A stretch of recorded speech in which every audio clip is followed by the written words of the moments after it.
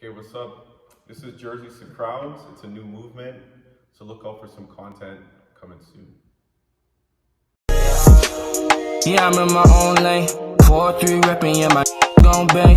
It's talking shit, but they ain't speaking on my name. I'ma make this money, I'm about to free the gang, yeah. On my 3 on the back, these call me Stephen Curry. Gotta make this money, gotta make it in a hurry. Do it for the gang, so my don't have to worry, yeah. All right, welcome to this episode. Today we have Sarah on. I would say that I've known Sarah for 4 years. I think so. About 4 years, yeah.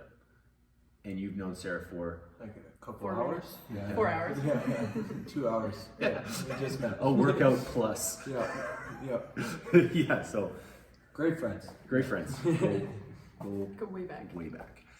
So a big reason why we wanted to have Sarah on today because I've personally got to witness Sarah go through so many changes and evolutions of her athletic career, and it's been exceptionally fun to watch. It's been great to be a part of, and then it's also, I think, like you hold a very special place in my heart just because of how hard you work and your demeanor and like how you carry yourself and the struggles that you deal with are the struggles that I deal with, and so we've had this place that we've been able to bond over and discuss with. So I think first off, like maybe introduce yourself. Where are you from? Where am I from? People ask me that all the time. I still have no idea how to answer that, to be completely honest. Because you're the daughter of an RCMP, Yes. Retired RCMP. Yes. So you bounced around. All the time, yes. Yeah. I typically just say Alberta. So where are you from, Sarah? So I usually go, I'm from Calgary. And then if Okay. people keep listening, I'll go, well, actually, my family just moved to Airdrie. Yeah. And then if they keep listening, I go, I was actually born in Lac-La-Biche, grew up in Rocky Mountain House. Yeah. So I also lived in Athabasca and Red Deer. There you go. So Yeah. You're from Alberta. Alberta, exactly. Well, people are like, aren't you cold? I'm like, I'm Albertan. I'm Strictly I'm Alberta. girl. That's it. Yeah, and so we first met. I think we first met at an ID camp for Ambrose. I honestly can't even remember. I think that might have been the first place we met. It was either at an ID camp or like a pre-season maybe training or something like that. I feel like I came to Platoon and I met you here right before my grade 12 graduation. Did you play basketball and go to school in Calgary? Yes. So you grew up here playing? So I moved to Calgary going into grade 11, so Okay. 2017. Okay, cool. And that's probably the same year I met you, or maybe the following. Yeah, probably the next year. Yeah, Did you play club? I did. I played, so I moved to Calgary when I was 16, 17, Yeah. played for CBA for 1 year. Okay. I didn't know about club beef and Yeah. who's what and names It's and not a good thing. yeah, I didn't know. Someone said, "Hey, do you want to play basketball year round?" And I went, "Holy crap, you guys can do that here! You guys can play year round!" And so I signed up to the first team that said, "Hey, come play," and I was like, "Okay, deal." And then you went to Bonus, right? Yes. And so what was the competition like at Bonus? At Bonus, we were a smaller high school. I remember. I feel like the competition wasn't crazy, but it was fun to be in the city. And Bonus was in Div 1. Yeah, but Bonus is a ghost town, so Yes. it's like every time I drive through Bonus, I feel like a clown's gonna pop out. Oh, Just like it? Yeah, like Bonus is kind of like it's weird. it is weird, but I love it. It's Because like it was a home. town. Yeah. It was a town Well, that I got think that's why I absorbed by liked the city. moving there, because I was from a small town, then I moved to a town within A city. Yeah. It worked out. And then how did you end up playing for Ambrose University? Well, I think one of my coaches at CBA was like, "Hey, do you ever consider the possibility of playing post-secondary?" And I was like, "Whoa, never had that dream before." Okay. Like CBA's like girls program is really good, right? Yeah. Yeah. Yeah, it's a predominantly a girls program. Yeah. Yeah. They do have they have lots of really good players on the boys' side as well. Yeah. But it is a predominantly girl-oriented club. Yeah. Yeah. Yeah. Yeah, and so that put a thought in my head, and I was like, okay, cool. And I guess I kind of figured out I had to start emailing coaches and reaching out, and then Gerard came and watched a couple games, and again, do you want to play basketball? Yeah, thanks. First offer. Thanks for sign the my name. opportunity. Yeah. But and then in that rookie year, right? Like, correct me if I'm wrong, but were you not the leading field goal percentage? I think I was. Was it for all of Alberta or for college basketball? I think it was ACAC. So Wow. in your rookie year, you were starter. Yeah. And we'll get to that, but that wasn't what you wanted. But so you were a starter, and you were leading in field goal percentage. You were one of the best players on the team, one of the best players in the province. First year into Never college. felt like that. No, Never. well, and that is like, because we've had this discussion before where you said, really going to college, you were hoping to get that rookie experience. Yeah, I wanted to be like fostered. Yeah, like Like you wanted to led. be Yeah. under someone's wing. Yeah. Yeah, and then so going to Ambrose was a great starting point for you, but it was you Not were the culture. pushed to the front of the line. Yeah, it was a lot. Yeah, I was really excited. I just wanted to be like the cheerleader. I just Yeah. wanted to be like the rookie and just be Yeah. like more than excited to Yeah, just like yeah. sit on the bench and be a part of like Next time. a team. Yeah, And right? learn. And Yeah. learn. And you had the complete opposite. Yeah, I did. Yeah, I redshirted at U of A. Mm. Yeah. And I learned for sure. Right? But Yeah. did you like that experience, or do you wish that you would have got pushed to the front of the line right away? So that's a good question. So like obviously you learn a lot. Yeah. And you can looking back on it, you don't ever want to like replace anything. But like I'm very competitive, and the reason I left U of A is because I wanted to play. Yeah, fair. And I want to compete. Yeah. And that's something that I learned. Is that I was like, I don't like sitting. Like I want to compete and I want Yeah, to contribute. Mm. Yeah. And U of A is the complete opposite program. Like you got to be there for 3 years before you get a sniff. Yeah, like unless they get like 5 guys most of the time that are just hooping like once they get there. Yeah. But like, yeah, after that, most guys sit for like 3 years before they're playing. It's kind of like USC. They'll sit like 3 years, Yeah. learn, like slowly progress, and then you Yeah. get like 2 good years. But yeah. Yeah. And then you stayed at Ambrose for 2 seasons. Yeah. One COVID season. Yeah, one like not real, but it was No. basically 2 years of training. Yes. 2 years of growing. 2 years of growing, yeah.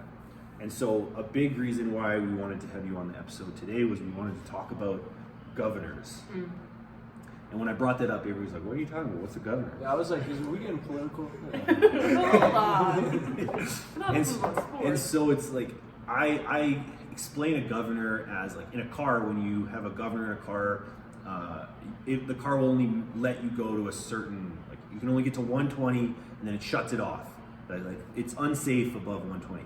And so as athletes, we have internal governors that we put on ourselves of like, oh, this kind of feels uncomfortable, and I'm going to stop. Then we also have maybe at times parental governors where they're like, you look like you're going a little too hard, you look like you're getting tired, maybe you should kind of relax. And then we also have coach governors where they're like, you're a star player, we got a game coming up this weekend, we need to win by this much, so I want you guys to rest this week. And so I find that it's almost an epidemic in youth sports at this time where it's like we're almost shackling athletes and not allowing them to reach their full potential because we're always trying to keep them safe, and we're always trying to, and I'm not saying that we want to train to hurt people, I'm saying we want to train to push them. Like we want them to find their limit, and we want them to push past it, and we want them to find new limits, and we want them to understand that like you're not made of glass, and like you can push yourself to extreme lengths and get benefits from it. And so I remember the day that you found your governor and passed it. Can you explain that day to us? I mean, honestly, I can't even remember like having a governor, or even like I remember that day that you're talking about, like that I broke my governor. But like beforehand, like I remember showing up and being like, "Yo, why is this guy on my ass all the time? Like I'm here, I'm doing the work." And then it was like, I don't even know. I remember that day just because it was like rainy and I was expecting us to work outside. Yeah. And so I was like dressed in like warm workout We're gonna work clothes. out outside. I don't know. We were like doing like compound runs. I was expecting. I don't know. But I remember I dressed wrong, and then I was like, all right, whatever, screw it. And then I was like, okay.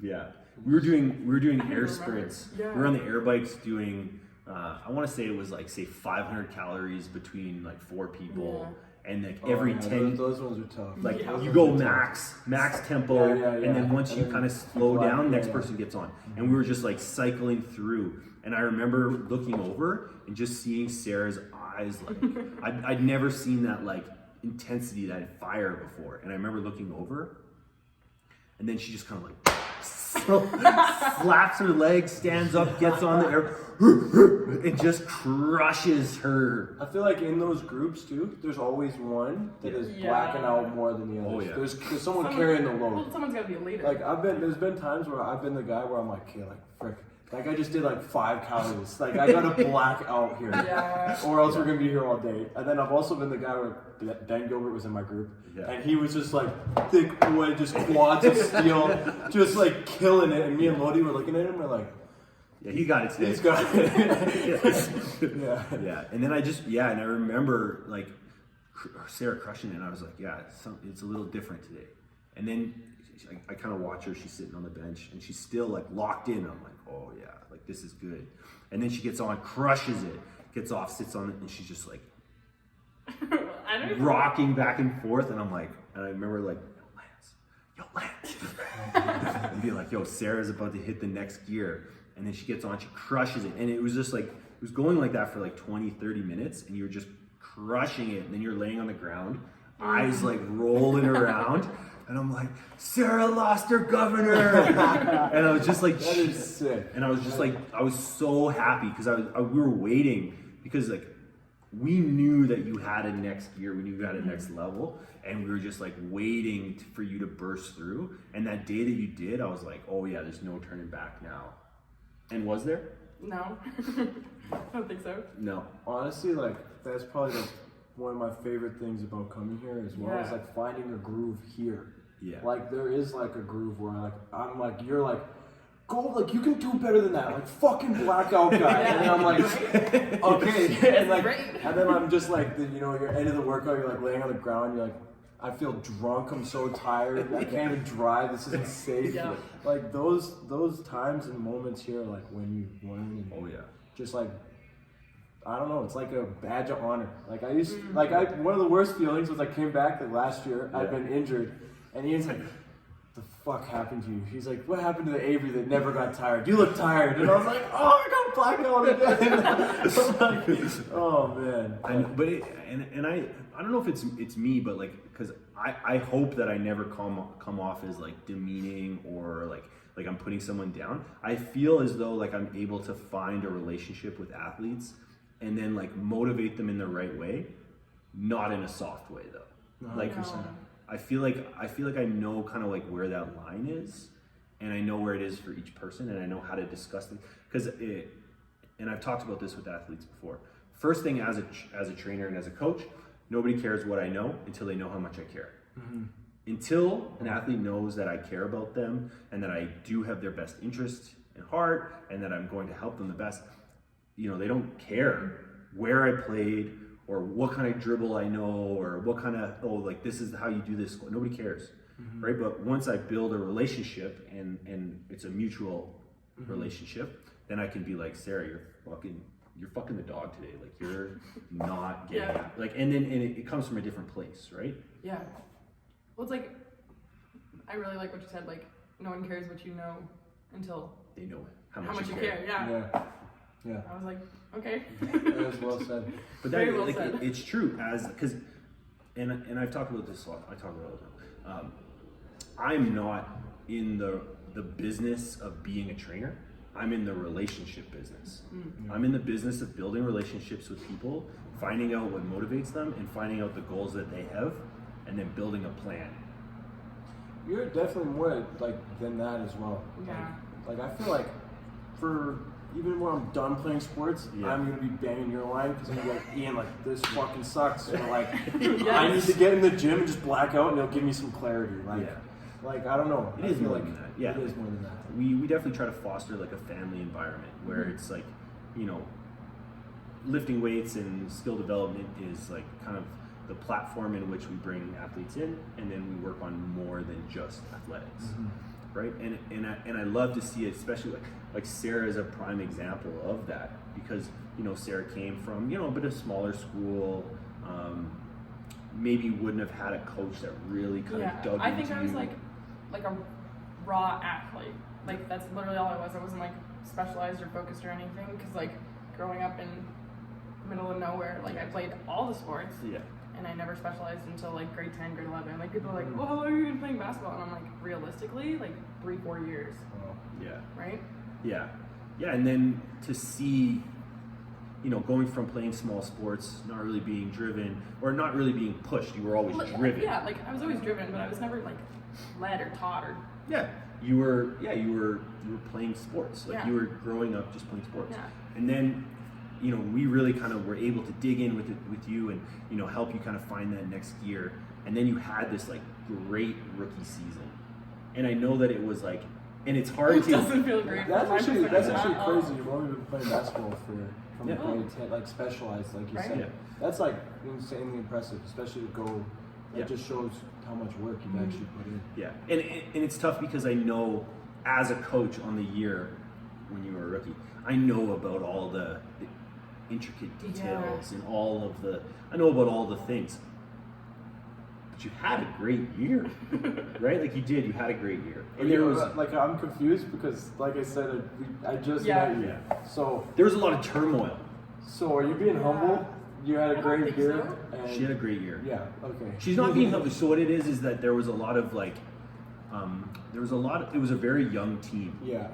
There was on a college roster 9 rookies. Oh yeah, that's a young team. That Like, is an extremely very young. team. Yeah, and our veteran players were not leaders. 9 and 12. Wow. Yeah, so it was a very, very young team. New head coach, first time he had been a head Yeah. coach, and it was a building year where we were going to start to lay the foundation for a culture, but the culture that was there, we couldn't erode and replace. So we had to almost like layer a new culture on top of an existing, you know, like Yeah. foundation that wasn't great. Yeah. And so it was tough at times, right? Like we had players that had played with the previous coach and were Yeah, that's a tough dynamic. yeah, it was like a very tough dynamic. And so we had a lot of girls that came in that were rookies playing big minutes that realistically were not ready. Physically they weren't ready. Mentally they weren't ready. They didn't have the knowledge. They needed to have that veteran to like bring them along and teach them some things. Yeah. And so it was a very tough year. And I understand why like Sarah's like, oh, like it doesn't feel like a good year. But you got, in my opinion, 3 years of knowledge in one season. And that's crazy because all I can hear is Gerard's voice in my head. There were 2 games that I remember that I did well. Yeah. And that's all I can see of my Yeah. rookie season. But that's like, if you got an older, if you're the youngest brother of 5 brothers, and you start wrestling, Yeah. how long until you have a good Yeah, wrestling outing? That's what I was about to say is like, there is something to go to say like, you have a vet and your vet teaches you, and then, you know, it makes that process a lot easier and you grow through that process. And like I had that like rookie year. Well, you're able to make mistakes, and those mistakes aren't magnified Yeah. because everyone's 100%. looking at them. But there's also something like you throw them in the deep end and they're gonna come out. Like they're either gonna drown or they're gonna learn to swim. And like baptism by fire. Yeah. Yeah. 100%. Yeah, and so that transition, and I know it was hard, but it was like, I think it was, you were prepared for the physical demands of playing because you had worked so hard that off season, and then the mistakes and the learning curve and all that stuff. That was supposed to happen, right? It was supposed to happen, but you had to do it on a scale that you weren't quite ready for, right? Like you had to do it while playing 40 minutes a game. yeah. So it's almost like and I don't know if I've ever said like it was so impressive, like what you did that rookie year. The amount of output that you had, the amount of turmoil that you had to deal with, and the learning curve that you had to deal with on the spot, and the fact that you hadn't really been I never really played basketball, like hardcore basketball. Yeah. Like maybe here and there. Maybe Yeah, at CBA. that's actually crazy. Yeah. Especially 40 minutes as a rookie, like I can't even imagine. Do you know what percentage of like your typical high school athlete dropped in that scenario would finish the year out? What's it like? What percentage would you say? Like Draw, 4? like finish it? Yeah, finish the year out and be Yeah, no, like a field goal percentage leader in the conference. What percentage do you think could actually accomplish that feat? I don't think that's insane. Yeah. Just thinking about that. That's nuts. Oh. I didn't know. Yeah, like honestly, like if you took 10 high school teams worth of rookie, like 10 high school teams Rookies. worth of girls, Yeah. and said, "Okay, you can all play this many minutes. This is what you get to prepare. Let's see what your outcome is." So say out of 100 girls, one or two. yeah, maybe 1 or 2 would be able to like figure it out. Maybe. And they had to have, like, that's saying they have had that chip, like they've been hooping, like just In the city. yeah, they're Their just whole raw at, like Yeah. they're just nice. That's Yeah, what I'm and they're saying. a Like, dog. You drop in like a dog, they're already a dog, and they're just gonna continue to be a dog. But like But for Sarah you- wasn't a dog But that's at the time. But that's we what had I'm to saying. break Like, her for you to governor. be, I feel like I've never been a dog. I don't feel like. but for you to have, You know what I mean? for you to have played basketball 3 years before that, and then get dropped into like a university 40-minute game as a rookie, like that's crazy.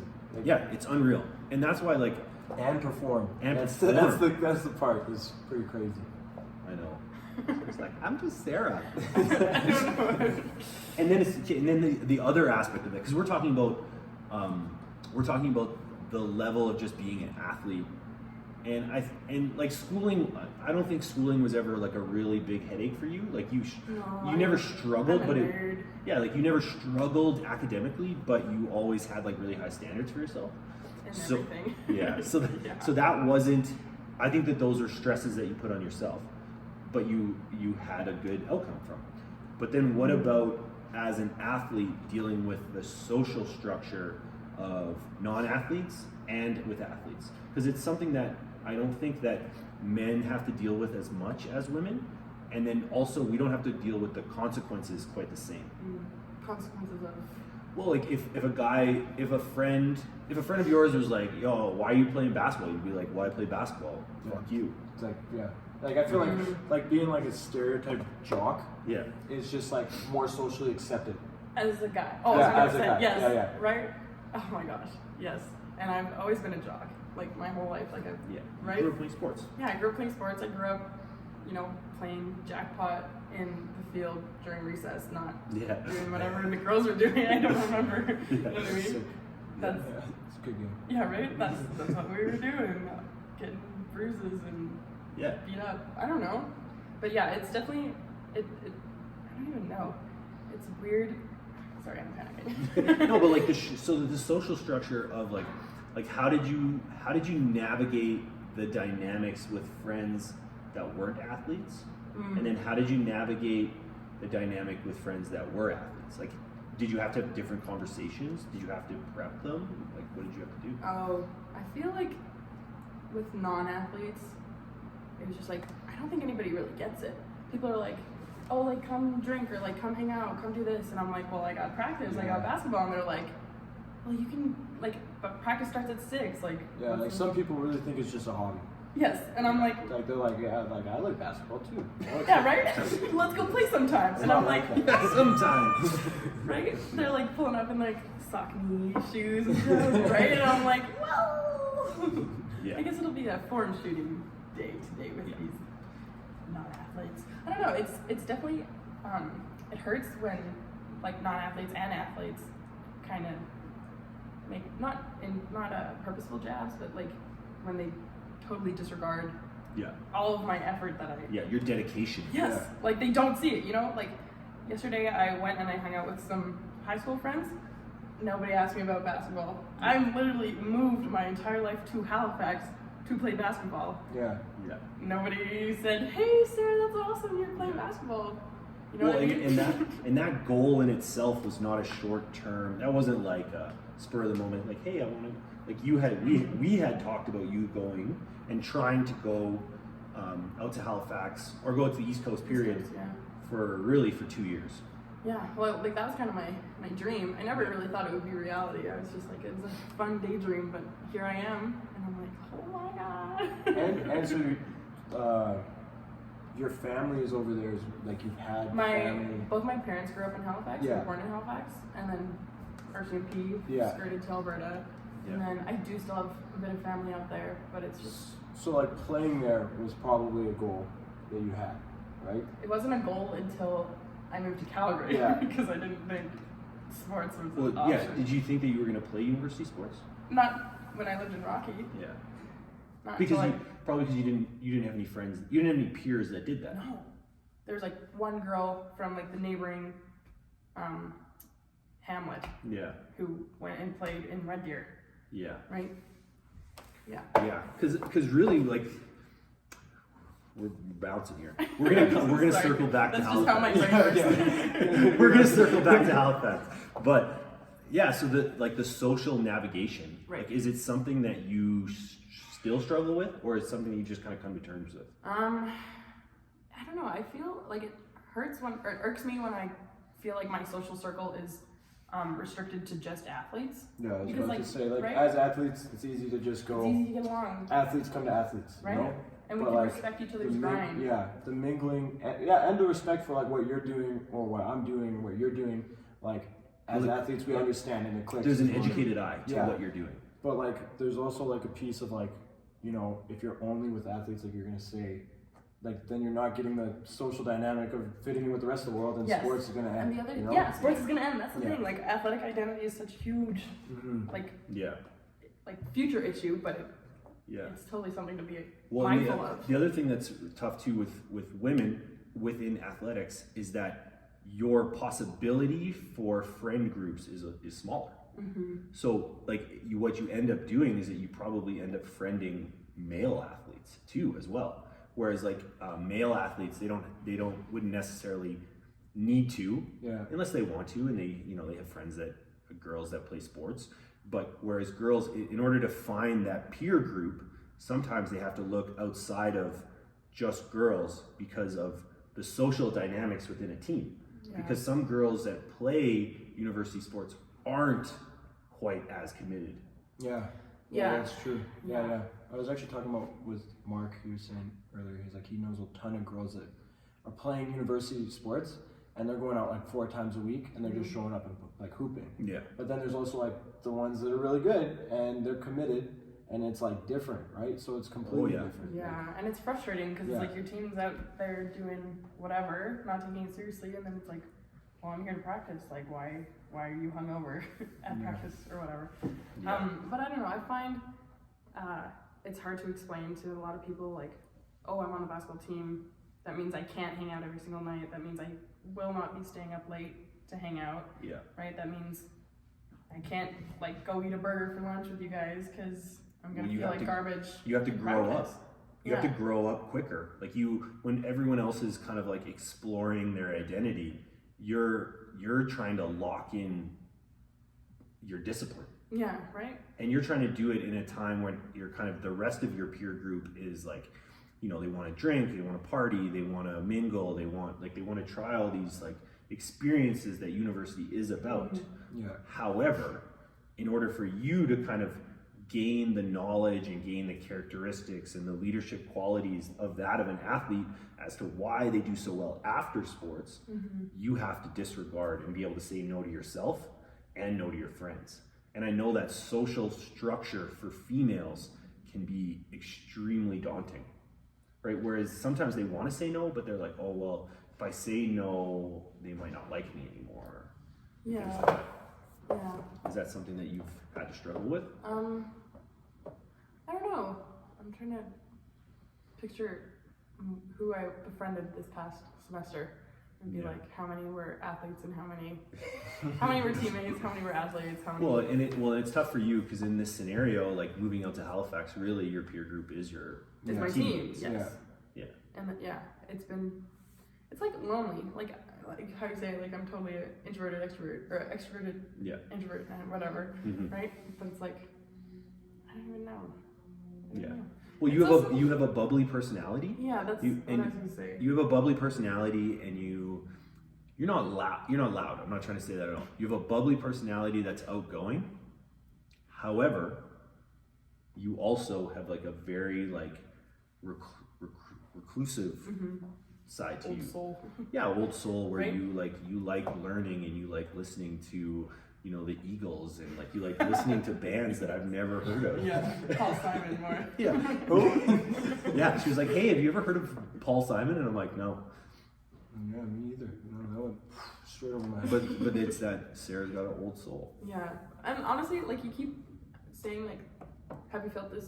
Have you done this? But I'm like, I don't really care enough. You know, Yeah. like people can think what they want. Like, I'm an athlete. Like, I'm Yeah. a girl. Like, bring it on. So Like, yeah, you've come to terms with it that I this guess, is your yeah. life, and you're like, I'm happy with, and I think that's part two is that some people become athletes, but they're not happy with the grind, and they're not happy with the pursuit, Yeah. and they're not happy Yeah. with the, Yeah. It's like you gotta love it. It's like, I don't know. Like, I don't get. Yeah.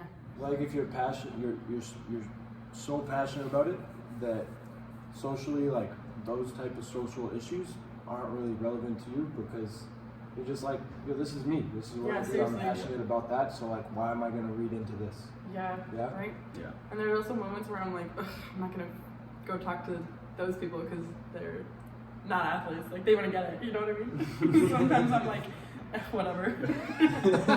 You know what I mean? Yeah. They don't get it. They don't find. They couldn't understand. And then so we said we were gonna circle back to Halifax. So we had discussed, like kind of 2 years ago, you were like, you know, I really want, my goal is to go up there. And because we were talking about how you had kind of come to the end of the line academically at Ambrose. Like there wasn't really a next phase. There wasn't like, you would have to like start a new program that you really didn't want to take anyway. So you needed to find a school that fit you academically and a school that fit you athletically. Yeah. And so, like, I don't really remember how we started the conversation. I just remember you asked for help, and then we sent out emails to kind of like a bunch of what's up. schools. Yeah. And it just so happened that SMU had a girl that had maybe got injured, or there was a Yeah. Graduated. There's a couple girls. there was like a spot opened up. Yeah. Oh, cool. Somehow there was like a spot opened up, and it was for a player. Love that Cinderella story kind of. Yeah, like he was like, the coach was like, remember I messaged him, I was like, hey, I'm trying to help out a girl, I'm an assistant coach from the school, this is who she is, this is how she plays, these are her characteristics, and he's like, I'm actually looking for that exact player. That's cool. My That's God. super And it was cool. honestly like, I think I might have talked to him twice. And like, how many times did he talk to you before he offered you a spot? Yeah, not that many times. Maybe He just kind once. of heard me talk, and he's like, "Cool." I remember though, so I remember he called me and he was like, hey Ian, I just want to clarify a question I asked Sarah. And what was it? It was like, I feel like I just like self-reported. I was like, sometimes I lack confidence on the court or Yeah. something. Yeah. Because I do, Yeah. right? You'd probably say what are things that you struggle with, and you're just like, Yeah. Well, let me get out my list. So I remember you had said something and he called me and he was just like, hey, I just want to clarify this. And I was like, oh, yeah, she said that, but this is what she meant.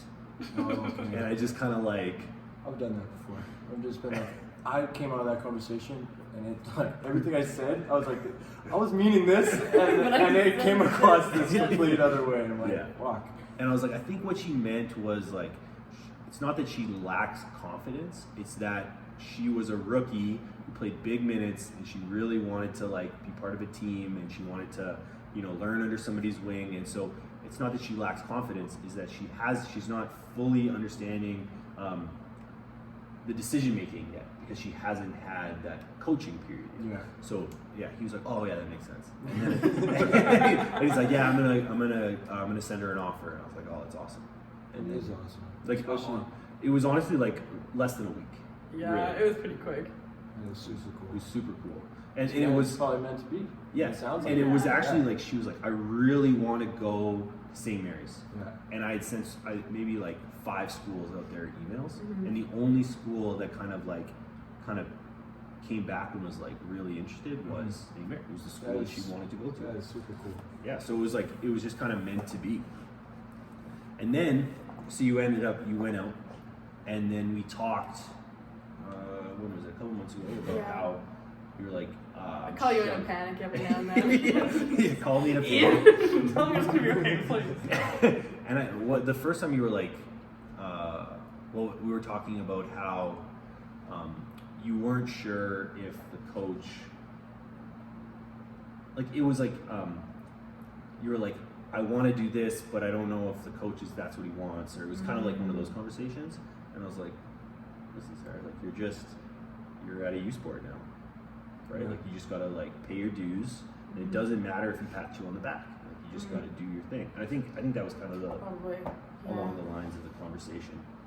Have you felt like a difference between playing at Ambrose, being thrown in 40 minutes in your rookie year, and now being at SMU?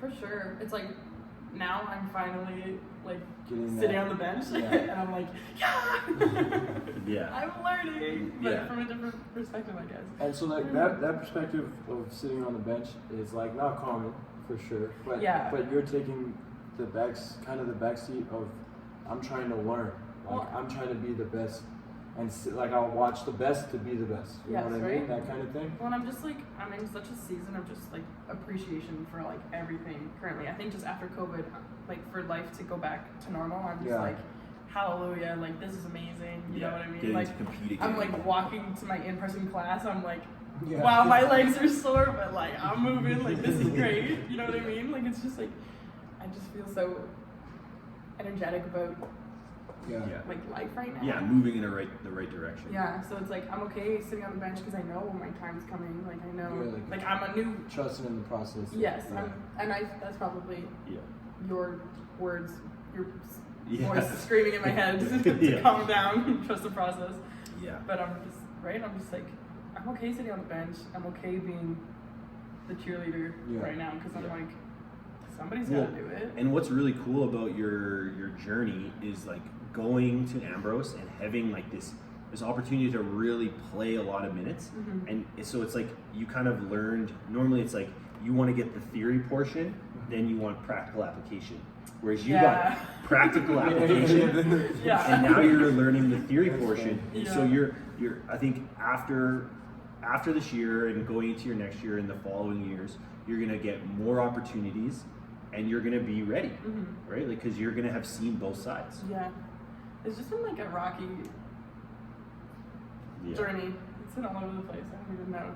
Yeah, but it's been fun. Yeah, right. And like that's the other thing. Like I'm so overjoyed just to be there because it It was all gone. Yeah. well, it would never have been a possibility. Yeah. Like Oh, you know, like yeah, like that's me, true. like 4 years Yeah, ago, yeah. like I never would have thought that Oh. I'd be living in Halifax playing basketball. And I love Halifax. Halifax is one of my favorite cities. It is a cool city. It's Super like cool. it's so energetic. It's young. Mm-hmm. It's a walking city. Yes, and I'm Yeah, I think that's the coolest thing about Right? it. To me is that and I'm an you're just like, environmentalist, and yeah. I'm like taking my steps. I'm like hell yeah, like here we Like, go. So when I was at U of A, Nationals were in Halifax, Yeah. and I got to go there as a redshirt, Yeah. and I've got all this case. So like Huff was, I wanted to go to Dal, Yeah. but then Huff was like, no, you're going, you party too much, so you're not allowed to go to Dal. He's literally like, he's like, I'm not even contacting the coach, like Yeah. that's off the table. And I was just like, fuck, okay. But then so redshirt in U of A, I got to go to Halifax, like actually experience the city, because I'm not playing. I was Yeah. like, okay, like I'm gonna go have fun. And there's like my friends at Dal, and I just got to go, like I was out like every night. I'm Yeah. outside. I'm just out, yeah, I'm outside, like I'm at Halifax, like just like I'm going to like this. There's like a speakeasy there. I was like, there's some ice cream store, and you had to like whisper, like say some password, and you could go to like this secret place. But like, I just remember thinking like, this city is so cool. Like, It's so cool. like, Love it. I remember I went out when I was in the army. I went out there to visit a friend. I was on a course in Truro, Nova Scotia. It's like the Bay of Fundy. It's a cool little town. But on the weekend, I went into Halifax, and I was hanging out with my buddy Jay Gorman, who was the best man at my wedding, and then I went up to Halifax for his wedding, and all. And so I had a couple drinks, yeah.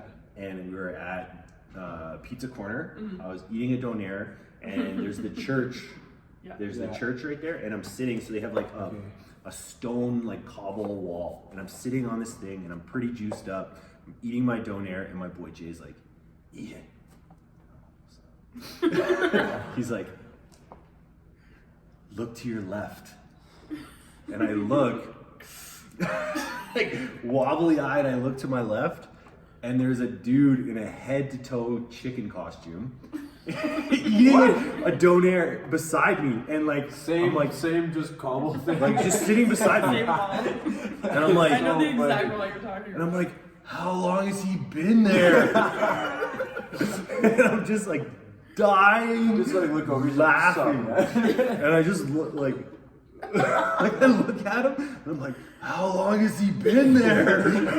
And I'm like trying to like, is that a chicken? You're like, am I drunk? Like, I'm drunk. I'm drunk. And then I remember like laughing so hard that I had to stand up because my stomach hurt. And then I'm standing on the corner eating this donair, and my buddy Jay's like, everyone here knows you're a tourist. And I'm like, what do you mean? And he's like, look down. And I look down, and I got donair sauce all over my stomach, all over my pants, all over my shoes, and I'm just like,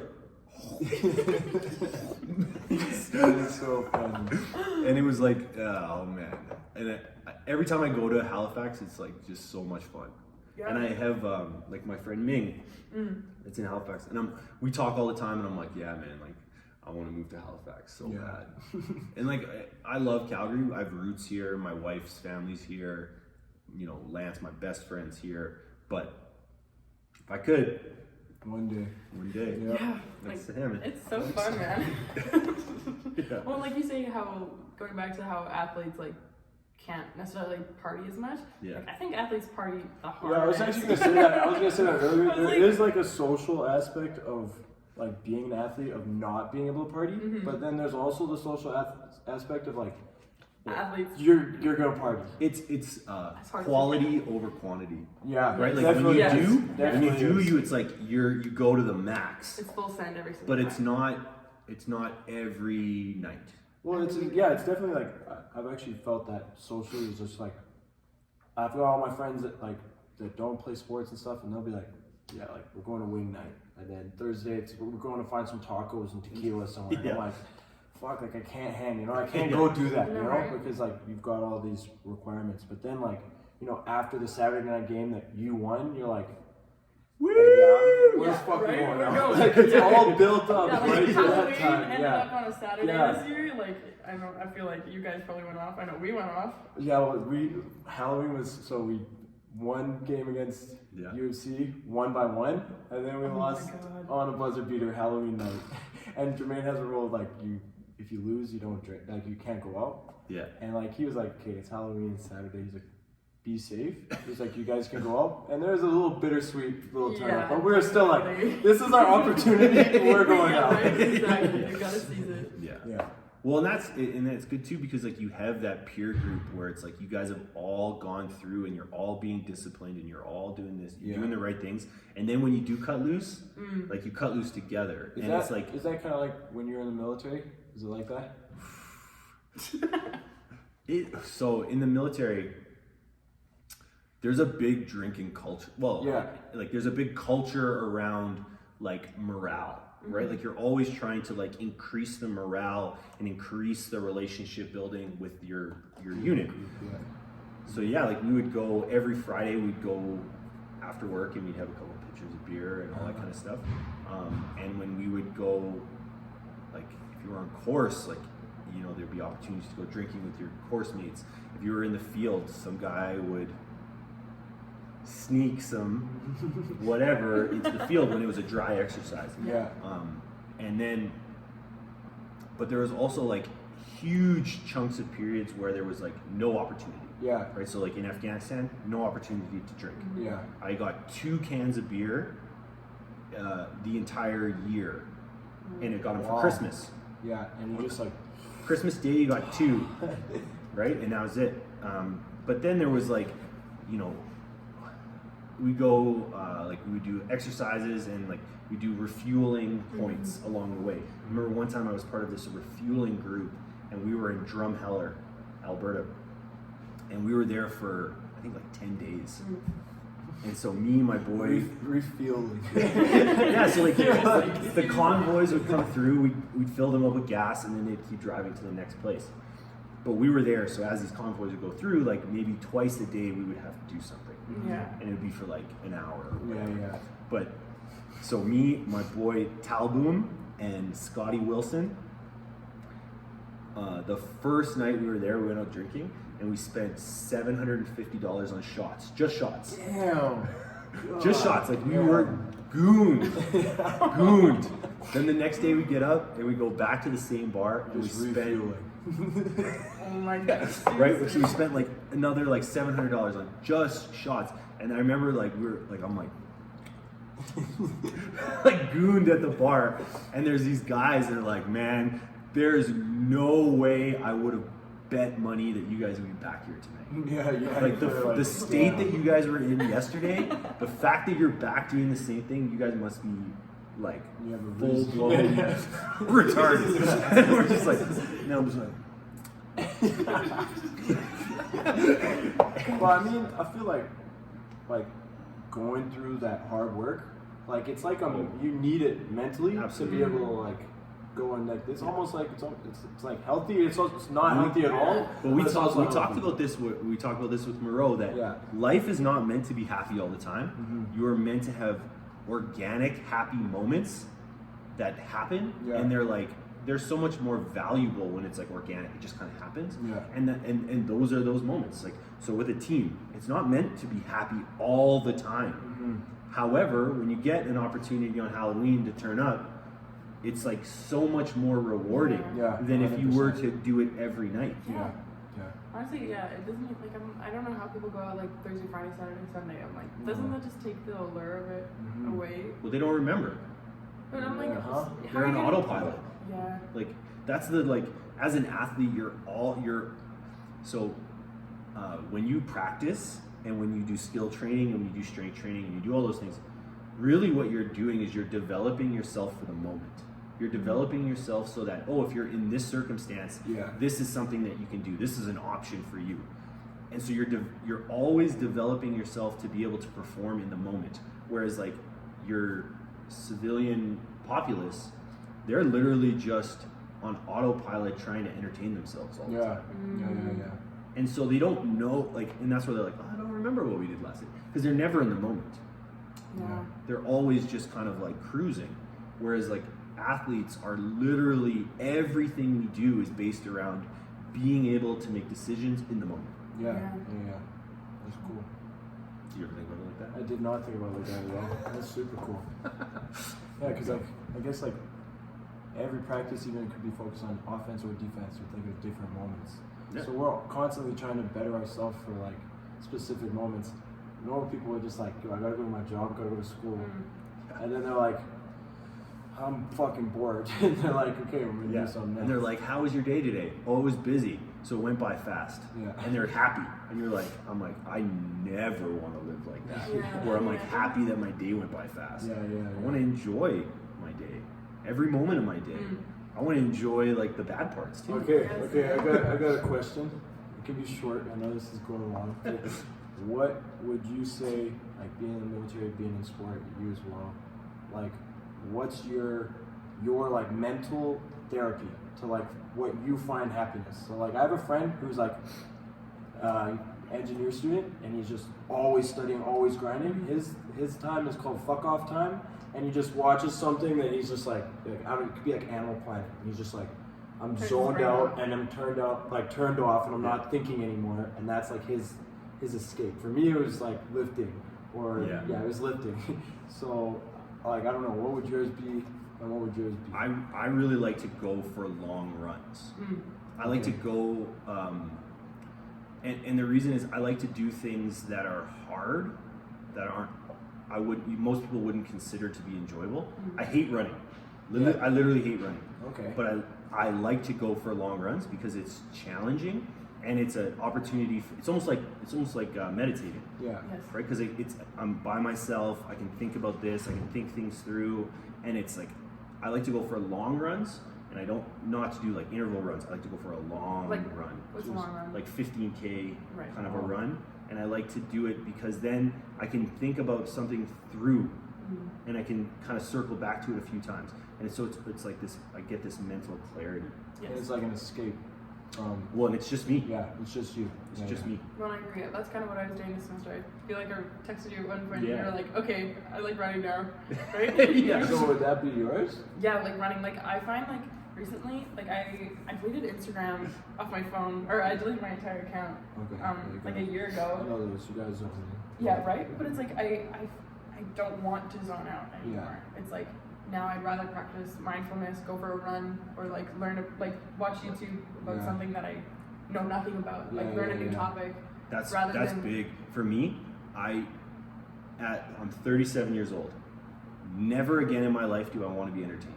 I don't want to I don't like watching just like the same mindless sitcoms or like Yeah. movies or whatever. Like I want to listen to podcasts. I want to read a book. I want to Listen to to- new music. I want to listen to music. I want to learn something. Yeah, I want to yeah. gain knowledge. I want to.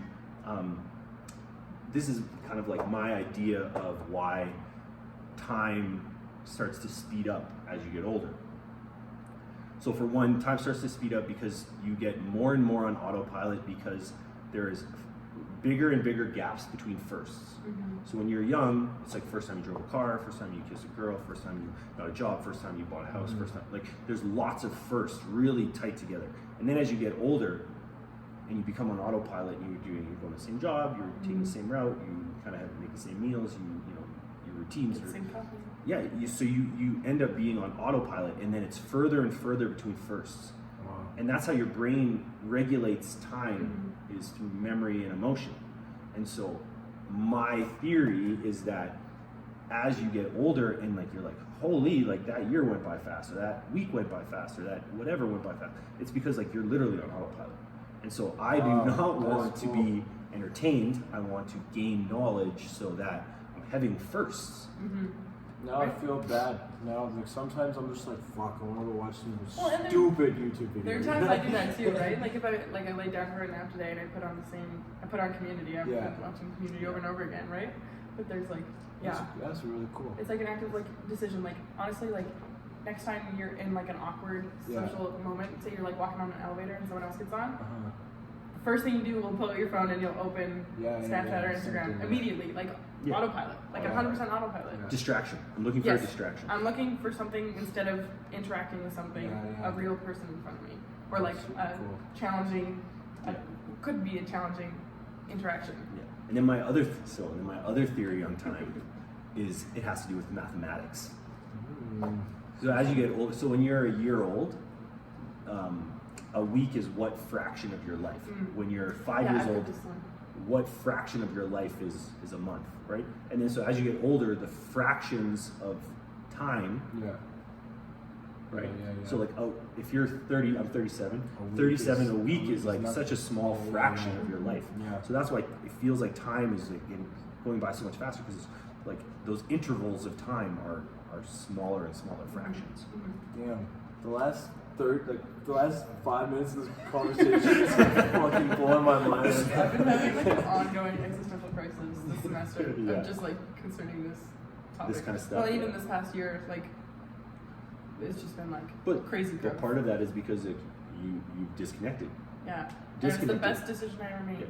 And because how like in reality it's like most people that you guys know, most people that I know are never alone with themselves.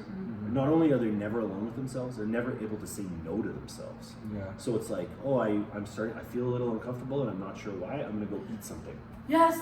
I'm feeling a little uncomfortable. I'm not sure why. I'm gonna go and do this. Yeah. Yeah, I'm And- gonna I go to like a comfort fulfill a place. bad habit. Yeah. And this is something that I've learned throughout my life because of my military experience and my upbringing and stuff like that. I no longer look at anxiety as this negative. I look at anxiety as like a gift. If I'm driving my car and the check engine light comes on, I don't get mad at my car and say, "What's wrong with this car?" Right? Like, oh, it's letting me know that something's wrong and I need to fix it or I need to make a correction. And so I look at anxiety and I look at that kind of stuff all in that same kind of spectrum now where I'm like, oh, something is making me feel uncomfortable because something I'm doing, my body is saying it's not okay with. And it's like, this is not putting me on the path that I'm meant to be on, so I need to make a correction. And so I look at anxiety as like this thing that's like, it's not something that I should fight against and say, oh, I'm wrong, or I should scold myself because I feel anxiety. I should say, okay, well, why am I feeling this? Is it because I'm not sleeping enough? Am I overextending? Am I not telling my wife I love her enough? Like, there's something that I'm not doing that's beneficial to me, and I need to make that correction. Yeah, I feel like a lot of people complain about like, oh, I feel like crap, oh, like I'm anxious, I'm depressed, or whatever, but they never take the next step to find the solution. Yeah. Right? People are like, have gotten like comfortable being uncomfortable, or comfortable like I have like I'm not addressing big stuff. I have like friends and girlfriends that struggle with anxiety like really bad. Multiple girlfriends? No, one girlfriend. Sorry, friends and girlfriends. Wow, one girlfriend and one I'm so sorry. Iconic. Thank you. But yeah, then they're always like, looking to me, and like I don't really like have that much mental struggle. Well, you just haven't had it yet. I haven't had it yet, or I'm on too much autopilot. Realistically, sometimes I'm just like, okay, like but that's actually like a good way to like help them, or try to help them in a way. Because like I sometimes I don't get it, and I'm just like, fuck, like I don't know how to help you. It is I don't know what to say. It is hard to relate to somebody who is dealing with it if you haven't dealt with it yourself. Mm-hmm. But it's also very hard to have a conversation with somebody that's going through that. Yeah. If they're not receptive to look internal. They have to be able to look at themselves. Yes. Like self-reflection is crucial. And that's why I hate the fact that I'm going to talk about COVID right now. Because how often do you hear me talk about COVID? So. Well, I mean, it could be happening again. Yeah. So like, it's good to talk about it. Part of why we're all talking about mental health and COVID and all this type of stuff. One thing that I really do struggle with, and absolutely, there's people that are dealing with really bad things, and there's like circumstances and whatever. But one thing that I struggle with COVID is that everyone has anxiety of some level. We all deal with stress differently. However, up until now, we've never had something external that we've all been allowed to target our anxiety at. Oh, yeah. Whereas like COVID, it's like, oh, I'm stressed because of COVID. Yeah. I'm stressed because of I can't do this, and that's because of COVID. Whereas it's like, there's gonna come a time where people are gonna have to start looking internally again as to like, like you do have anxiety because of COVID. Yeah. But it's because COVID, it pulled the curtain back on this delusional life you were living. Like you're not upset that you can't go to the bar every night. Yeah. The problem is that you are going to the bar every night, and now you're like, oh, I need to go to the bar every night, but that's a distraction. You're like, I'm looking forward to this distraction. Well, you eliminate the distraction, and now you got to look at yourself, and you're like, I'm not happy. Yeah. But it's COVID's fault. COVID's. It's their fault. But so there is going to come a time where people are going to literally have to look internally and say, like, why am I dealing with this? Why have I not been able to, in the last 2 years, make an adjustment? And when am I going to make this adjustment?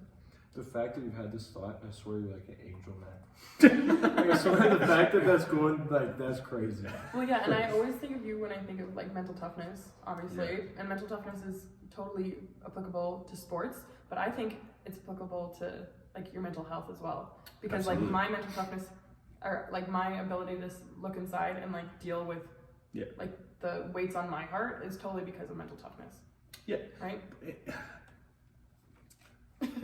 Would you disagree? No, I 100% agree. However, really what I try to help people with is mental toughness is like a spring, right? So it's like a spring. If you press that spring down and you continue to press it down with bad habits and with an unbalanced life, what you end up getting is a compressed spring, and then you're trying to deal with something, and then you got nowhere to go, right? And then your car's bottoming out.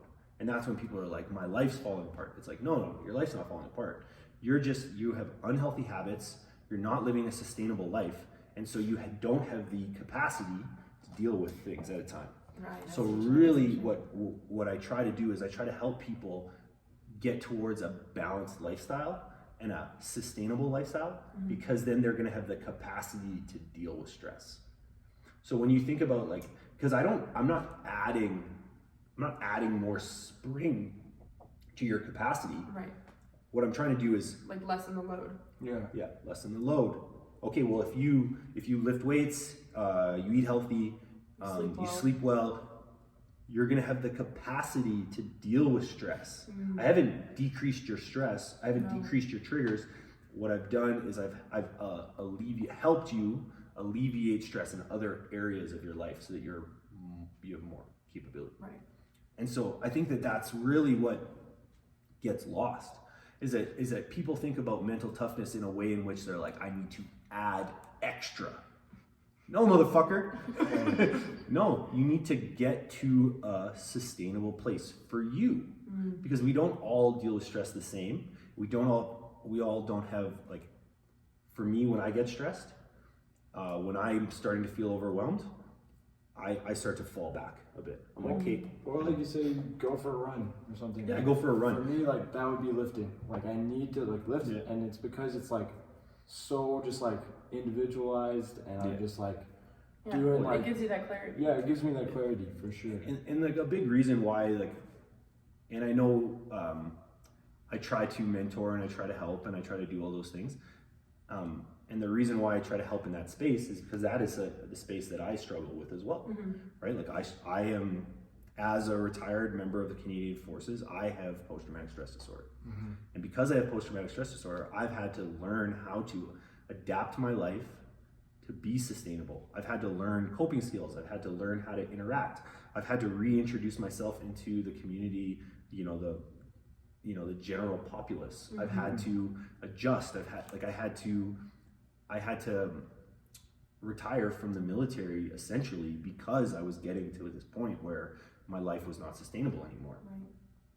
And so, like, I've dealt with, just as like I've dealt with injuries, right? Like, I've been struck by roadside bombs. I've had grenades and rockets blow up beside me. I've had like all kinds of stuff kind of happen to me physically, mentally, emotionally. Some of the biggest struggles I dealt with in the military were not things that happened to me. Like, my injuries and my experiences don't keep me up at night. What like really has been the things that have weighed on me are the things that I seen my brothers go through. Yeah. And seeing how it affected them, and then my inability to help them. Those are the things that really kind of weigh heavy on me. And I've talked to guys that I served with. We talk about that kind of stuff, but it's not like I was 25 in Afghanistan. I'm 37 now, and I'm literally just having these conversations with those guys within the last year. And would you say that's because I've got to a better place? I've got to a healthy place, and I've got to a healthy place where that peer group has seen what I've done, and then they've reached out for guidance and, okay, what did you do in this circumstance? How do you handle this? And so I don't want to make it seem as though like, oh, in like my training world and in my military, like that I'm the reason I'm helping those people. Like, I'm not. I'm being myself, and I'm sharing my notes.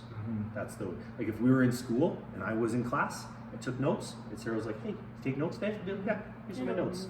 Yeah, these are my notes. So Sarah would be like, I got all the notes. I would be asking the same. And so I try to kind of do the same thing in life. Like, I feel as though, and it's funny because Gerard messaged me on my birthday, and he's like, guys, stop acting like you're ancient. That was his message. That's what he said? It was his message to me. And I'm like, and my response was like, man, like, honestly, like, I'm not acting like I'm ancient. I feel like I've lived 3 lives. Yeah, I was about to say, I think like you got it down to, like, you got it figured out. Because like when I listen to you speak, and like when we have conversations, or like when I reach out to you, like you just know what to say, or like and it's because of your experiences. For sure. Yeah. What's your experiences and your ability to reflect on the experiences? My awareness. Yeah, awareness. I'm awareness. So I think I like to think of myself as having like a pretty balanced package of like, I've had a lot of experiences. I'm personable. I've allowed myself to be vulnerable, and I have good interpersonal relationships. Yeah. Like, if I take away kind of any of those things, then I'm not really useful, right?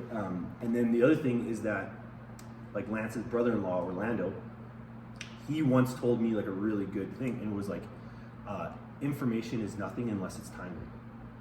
And so I always try to keep that in mind, where it's like, okay, if I see someone that's struggling, I say it, right? Like, oh, I see red flags in what you're doing.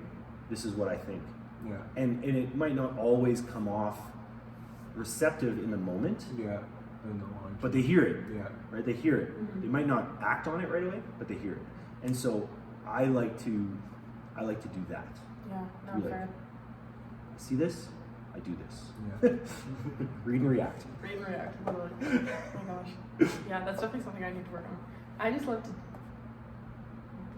gab. You know what I mean? I feel like I can talk about the same thing over and over again and still not get my point across. Yeah. Well, it is an art, right? Like it is. Like 100%. you need to have a bit of a storytelling background. It's crazy. Like you can put together like sentences, and I'll be like, "Holy shit!" Big picture that hits like touches everything. You know what I mean? Like I remember I was on a podcast one time. I think it was like a military one or something. And then you were like, "Yeah, me and my boy listened to it," and he was like, "I didn't know Ian was so well spoken." Yeah. One of my friends was like, you look at him, he's like heavy tatted. You tell me he's like, you know, he's had some like gang stuff. He's in the military. He's telling me he's kind of hard. And then he starts speaking, and I'm like, I'm fucking listening. It's actually crazy. Yeah. No, I think it's.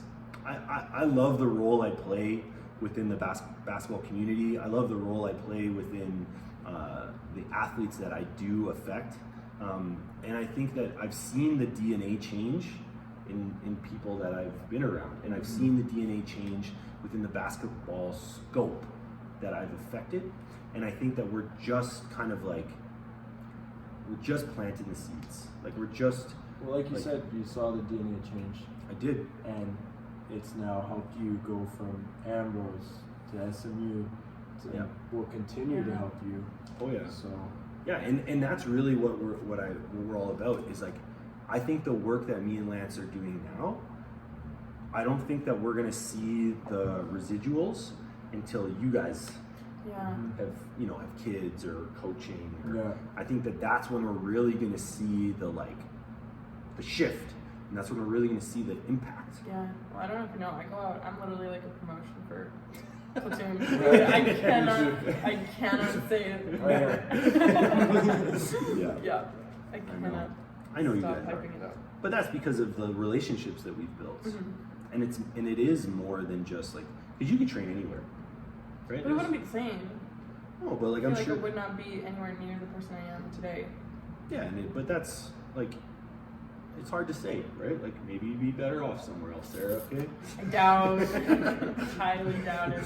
Yeah. No, I just think like I think that me and Lance, I think we have an ability to help prepare athletes physically, mentally, emotionally, spiritually. I think we have the ability to kind of see the full picture in a way in which other people don't, and in a way in which like we don't, like I don't think I'm not even the best trainer within this building, right? Like I'm nowhere near the best trainer within this city. I'm nowhere on that scope. But what I am is a good relationship builder, right? I'm a good storyteller. I can kind of tap into who you are and what you want, and then I will actually invest in you. Well, and like you said earlier, you're always trying to better yourself too. So like you're just going to consistently get better as well. So it's going to be more relationships. Well, and it was part of it was like when I did get out of the military, a way in which I could help myself, because I was struggling with PTSD and I was struggling with like finding a community. The way in which I helped myself was I helped others, and then I got that. Then I started to get the payback where it's like, oh, I'm getting gratification because I'm helping others. And then it was like, and then I started to, we started to expand and we started to take on other parts. And so, yeah, like it's an investment that I see that, when I was a young athlete, I really wanted those those dynamics and those relationships. And I had two really good coaches that I leaned on as a young man, and so I know the value. Right? Yeah. I want to push that forward, and then I want you guys to push that forward. So, fuck, this episode's about Sarah. Yeah, I was man. about to say, okay, let's, because it's been going long. Last episode we asked her about this, and we touched on your journey today. But what would you tell Sarah, young Sarah, How young? now? Well, I would say like high school Sarah.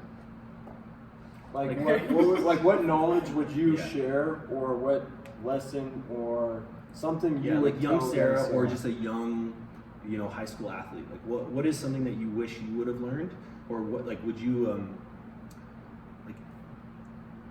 Do you wish that you could just say like, hey, like listen to your coaches, or listen to yourself a little bit. Trust yourself. Like, I'd say love yourself. yeah, It's been a long journey. This past summer is like the most love I've ever offered myself, and holy crap, it's so much easier to grow when you have self-love, or when you practice self-love. yeah, Yeah. that's huge. Absolutely, absolutely. Right. There's a lot of people that kind of, because they're on autopilot and because they're always looking for distractions, they have a really hard time being alone with themselves. Right. And this is the meat vessel that you have for life, and so, Right? I'm stuck here. so you have This is to, all I get. right? Like, this is your torpedo through life, so yeah, you gotta love it. You gotta take care of it. 100%. Yes. And loving like who you are in your brain, because this is also the only internal monologue you get Yeah. for Oh, the yeah. rest of your life. Yeah, you don't want to fight with your inner thoughts. No. Yeah, and then I think the other question is like, what are you looking forward to, and what do you want to improve on for second semester? Second semester? Well, now that I've been the cheerleader on the bench, I'm like, okay, it's time. Like, I feel like I've had like a governor Yeah. kind of in that sense. And now I'm like, okay, like tarps off. Like, you know what? Yeah. Like, Tarps off. Something Such an else. athlete talk. you're taking your warm up off. Coming off the bench, you're like, let's go, put It's me like, in. that's the thing, right? I'm like, okay, like I've made my introduction. I've like, Yeah. there's been that grace period where I'm like, okay, like bring it on, and now it's like, You're ready. game on. Like, Yeah. okay, like Ready for the challenge. whatever. I love it. All right, Sarah. Thanks for being on. Thanks for having me. Yeah, that was How exciting. we bounced like we said, but I think that was a really good one. So, Yeah, it was fun. Thank you. Sweet. Boom. Oh, Ian. Okay, that's the episode. Thanks for watching, and remember, follow us on all our social medias for more stuff coming up. Yeah, I'm in my own lane. 4-3 reppin', yeah, my gon' bang. It's talking, but they ain't speaking on my name. I'ma make this money, I'm about to free the gang, yeah. On my beer on the back, these call me Stephen Curry. Gotta make this money, gotta make it in a hurry. Do it for the gang, so my don't have to worry, yeah.